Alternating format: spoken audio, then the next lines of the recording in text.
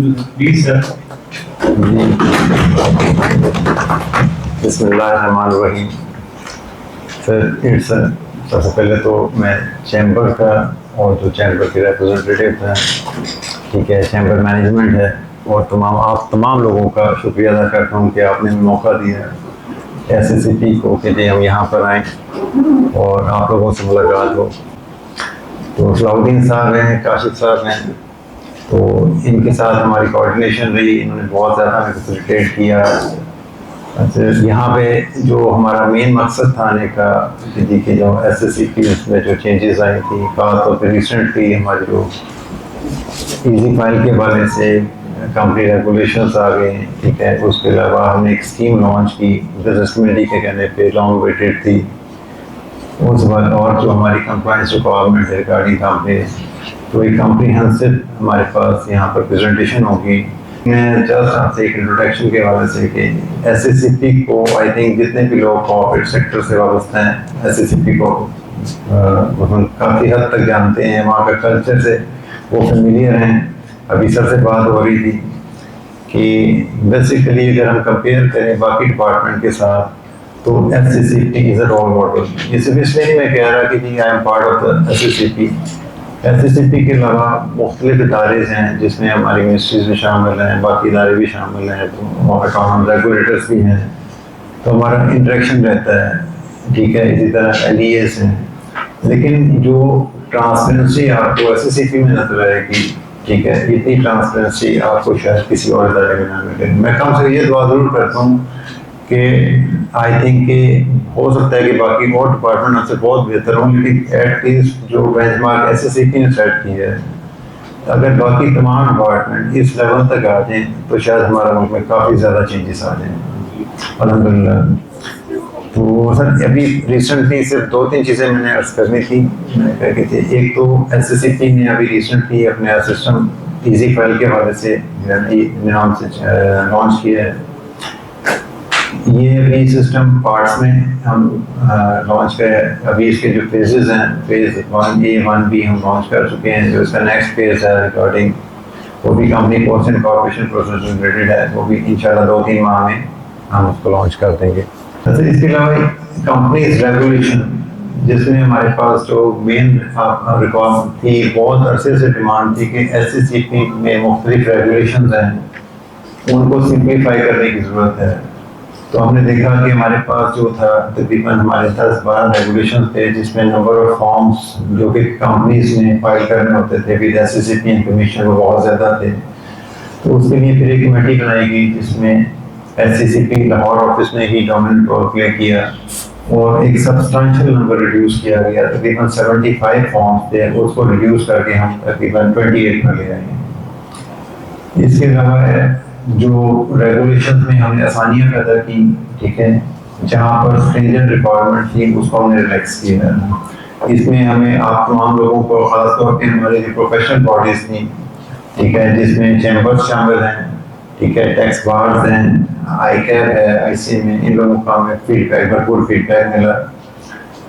तो इस हवाले से जहाँ तक लाहौर की बात है, लाहौर में आप लाहौर ऑफिस को मैं ऐड कर रहा हूँ। मैडम, हमारी टीम माशाल्लाह बहुत कोऑपरेटिव है। जितने भी आपके ईजी फाइल के हवाले से या कॉर्पोरेट के हवाले से कोई इश्यूज होते हैं, वहाँ पर हमारे तमाम ऑफिसर्स, ठीक है, ओपन डोर पॉलिसी के साथ अवेलेबल होते हैं, कभी भी किसी भी टाइम पे आप आ जाए, ठीक है। इसके अलावा हमारे फैसिलिटेशन डेस्क कायम किया हुआ है हमने, जिसपे हमारे जो भी आपको इश्यूज आते हैं वो ऑन द स्पॉट भी हम हल करते हैं। अगर किसी हवाले से जो चीज़ हमारी टेक्नोलॉजी के हवाले से है कि हम रिजॉल्व नहीं कर सकते, उसको बाकायदा फिर अपने टेक्नोलॉजी पार्टनर के साथ हम टेकअप करते हैं। ऑल द कंपनीज, जब कंपनी की इनकॉर्पोरेट होती है तो उसमें 30 दिन के अंदर अपना रजिस्टर्ड ऑफिस एड्रेस एस्टेब्लिश करना होता है, और फिर कंपनी की लाइफ में जब भी कभी भी कंपनी का एड्रेस चेंज होता है तो कंपनी ने 15 दिन के अंदर चेंज के फॉर्म 21 फाइल करना होता है SSCP के साथ। और जो इसके अंदर रेलिवेंट जो प्रोविजन है कंपनीज एक्ट की, वो है सेक्शन 21, जिसके अंदर ये रिक्वायर्ड है। सेकंड है appointment of company secretary. Company secretary की जो अपॉइंटमेंट है ये तमाम पब्लिक कंपनीज के लिए एप्लीकेबल है। जब भी कोई कंपनी इनकॉर्पोरेट होती है तो उसने इमीडिएटली कंपनी सेक्रेटरी अपॉइंट करना होता है। और जैसे ही कंपनी सेक्रेटरी अपॉइंट करती है कंपनी, उसके विद इन 15 डेज कंपनी ने फॉर्म 9 फाइल करना होता है SCCB के साथ। इसके जो रेलिवेंट सेक्शन है वो है section 194 and section 197 of the act, और इसको रेगुलेशंस भी कवर करती हैं जो है 50 एंड 52 है। नेक्स्ट है अपॉइंटमेंट ऑफ ऑडिटर। ऑडिटर की अपॉइंटमेंट की जो एप्लीकेबिलिटी है वो तमाम कंपनीज पे है, लेकिन इसके अंदर एक एक्सेप्शन है, वो है कि जो प्राइवेट कंपनीज हैं जिनका पेड अप कैपिटल 1 मिलियन है वो उन्होंने अपॉइंट नहीं करना, उसके अलावा जो है उन्होंने अपॉइंट करना है। इसका यह है कि जैसे ही कंपनी एक इनकॉर्पोरेट होती है, उसने 90 दिन के अंदर अंदर within 90 days of the date of incorporation auditor की अपॉइंटमेंट करनी है, और जो वो ऑडिटर अपॉइंट करेंगे वो AGM तक कंटिन्यू करेगा, और AGM के अंदर या वो रिटायर होगा या वो रीअपॉइंट होगा। अगर वो रीअपॉइंट होता है तो वो जो फाइनेंशियल ईयर ऑन गोइंग है उसके लिए वो अपॉइंट होता है। और जो इसके लिए कंपनी ने SCCB को नोटिफाई करना है फॉर्म 9 के ऊपर, जो कंपनी ने within 15 days of the date of appointment SCCB के साथ फाइल करना है along with consent of auditor in writing. इसके जो रेलिवेंट सेक्शन है वो है 223 subsection 5 and 246 subsection 1 and subsection 9 of the act. Next is appointment of legal adviser. Legal adviser की जो अपॉइंटमेंट है वो तमाम कंपनीज पे एप्लीकेबल है जिनका पेड अप कैपिटल 7.5 मिलियन या उससे ज़्यादा है, या वो कंपनीज जो लिमिटेड बाय गारंटी हैं, या एसोसिएशन जो अंडर सेक्शन 42 रजिस्टर्ड हैं।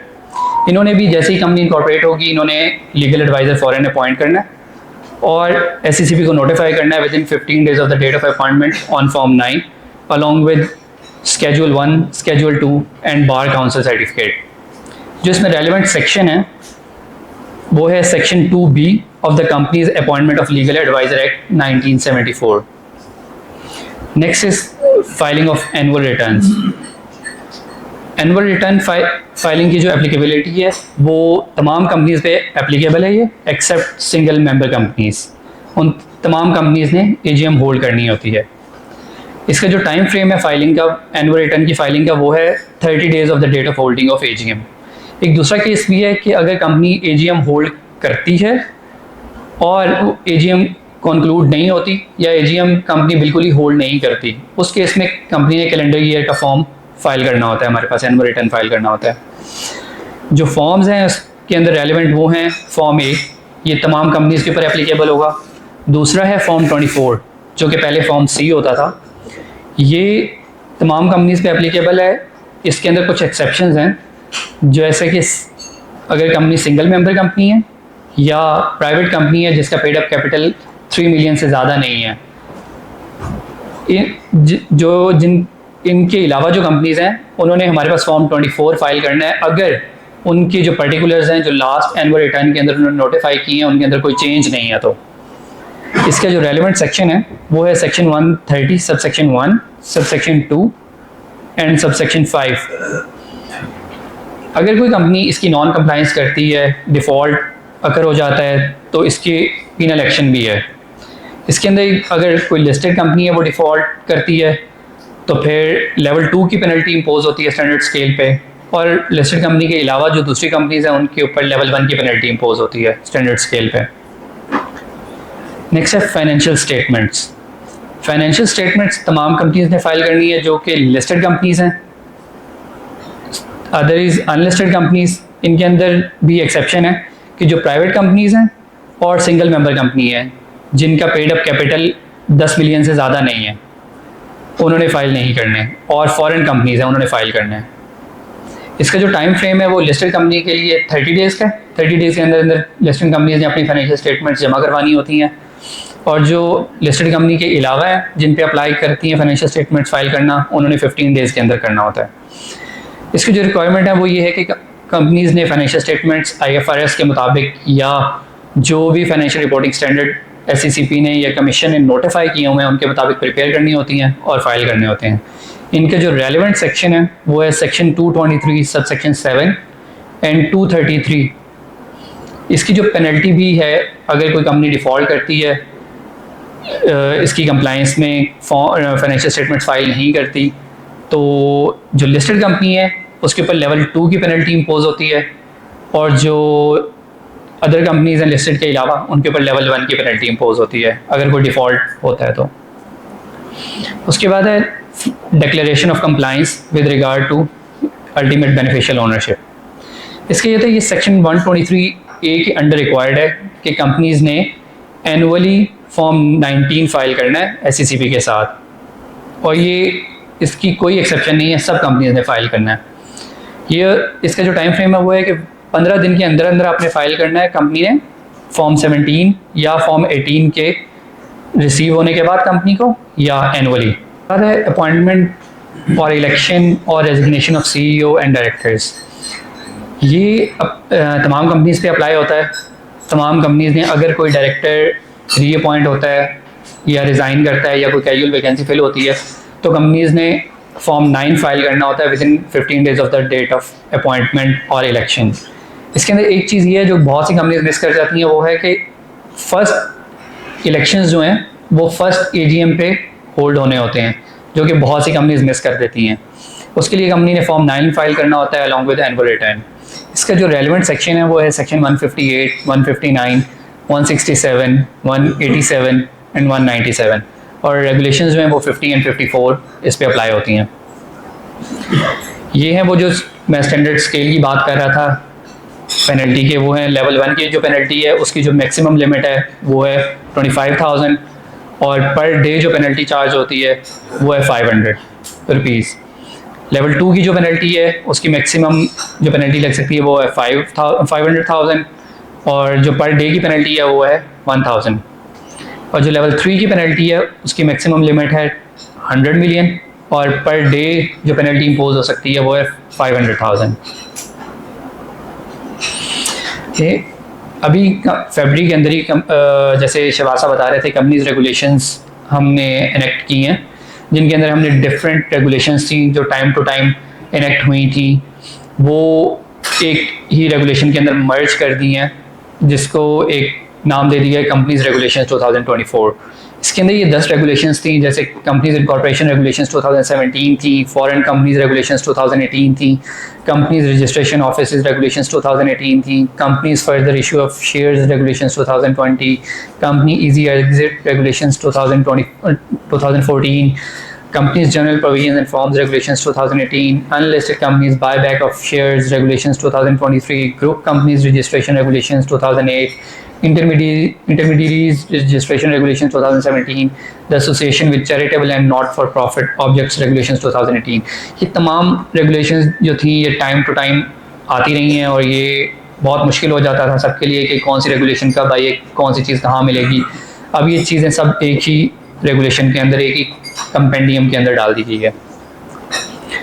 इसकी जो सैलिएंट फीचर्स हैं वो जैसे शहबाज साहब ने आपको बताए हैं कि 75 से हमने नंबर ऑफ फॉर्म्स जो हैं वो 28 कर दिए हैं, कुछ जो एप्लीकेशंस थी वो कम करके 13 से 6 कर दी हैं, बहुत से फॉर्म्स थे जिनको हमने मर्ज कर दिया है जो एक ही सब्जेक्ट से रिलेटेड थे, जैसे फॉर्म 10 हो गया, फॉर्म 11, 16 और 17, फॉर्म 13 और 14 था, फॉर्म 6 था, फॉर्म 7 था, इस तरह डिफरेंट फॉर्म्स थे, वो आगे चल के इनके बारे में बात होगी। UBO के फॉर्म्स थे, फॉर्म उनको हमने री नंबर कर दिया है और उनकी रेगुलेशंस भी चेंज कर दी हैं। कुछ जो फॉर्म्स थे जिनका फॉर्मेट रिक्वायर्ड नहीं था कंपनीज एक्ट के अंदर, उनको हमने टेक्स्ट का पार्ट बना दिया रेगुलेशंस में। उसके अलावा जो हैं कंपनीज इसकी रेगुलेशंस भी जो हैं, टोटल रेगुलेशंस पहले तकरीबन 175 के करीब थी, उसको भी हमने रिड्यूस करके 148 कर दिया। अब ये है कुछ डिफरेंट फॉर्म्स जैसे मैं बात कर रहा था कुछ मर्ज कर दिए हैं, जैसे पहले फॉर्म A होता था, फॉर्म B था, उन कंपनीज पे अप्लाई होता था जिनका शेयर कैपिटल नहीं होता, फॉर्म D इनएक्टिव कंपनीज के लिए था। इन सब तीनों फॉर्म्स को मर्ज करके हमने एक ही फॉर्म बना दिया है जो कि अब फॉर्म A है। इसके बाद था फॉर्म 3 था, अलॉटमेंट ऑफ शेयर्स के लिए आता था। फॉर्म 3A था, पहले आता था जो more than 25% change in share holding के लिए था, उसको एक ही दोनों को कंबाइन मर्ज कर दिया है और उसके लिए अब फॉर्म 3 आता है। पहले था फॉर्म 29 और फॉर्म 15, उनको मर्ज करके हमने फॉर्म 9 बना दिया है। इसी तरह फॉर्म 6 था कंसोलिडेशन, डिवीजन और सब डिवीजन ऑफ शेयर्स के लिए, और फॉर्म 7 था ऑल्ट्रेशन इन शेयर कैपिटल के लिए। इन दोनों को मर्ज करके एक फॉर्म कर दिया फॉर्म 7। इसी तरह फॉर्म 31 और फॉर्म 32 थे पहले, जो global register of beneficial ownership के लिए कंपनी फाइल करती थी, उसको हमने री नंबर कर दिया और दोनों को मर्ज करके फॉर्म 11 बना दिया।